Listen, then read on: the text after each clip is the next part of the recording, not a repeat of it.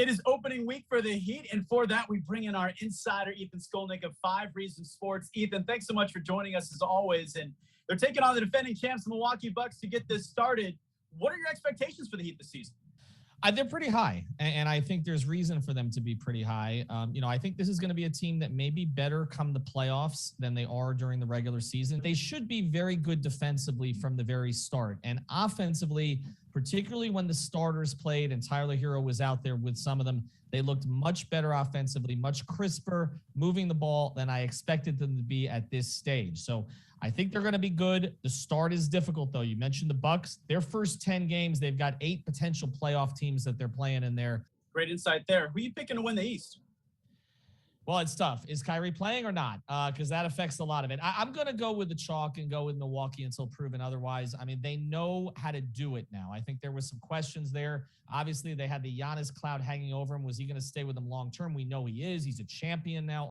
Let's dive into this roster a little bit. Kyle Lowry, the big offseason acquisition. We saw him make an immediate impact in the preseason, pushing the pace of play. How else do you see him really affecting this roster and making this team better? Well, you mentioned the pace. That's a huge thing. It reminds me of Tim Hardaway back in the late 90s. He doesn't need to run fast to push pace, but defensively also. I think the biggest thing that Kyle Lowry does is he makes the jobs easier of the 2 best players who were already here.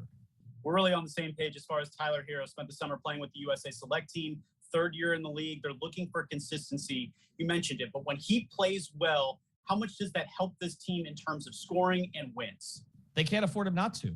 Their bench is not that deep. I mean, I think Max Strus is going to be a good player for them. He's kind of next in line of their developmental guys. But until Oladipo comes back, they've got a bit of a question at backup point guard. We'll see how Gabe Vincent handles it. Wanted him to get in the weight room. That was the big complaint last year.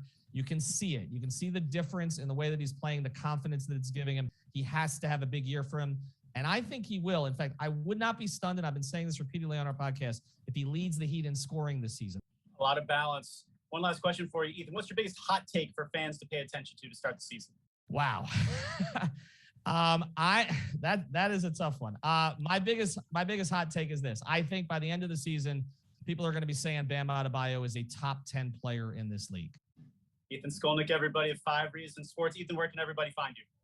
Go to 5SportsXtra on Twitter. That's at the number 5SportsXtra, 5SportsXtra.com. Spell that one out. Or our YouTube channel as well. And my podcast, 5 on the Floor, which covers the Heat every single day. You're the best, Ethan. Thanks for the time as always. Thanks, Josh.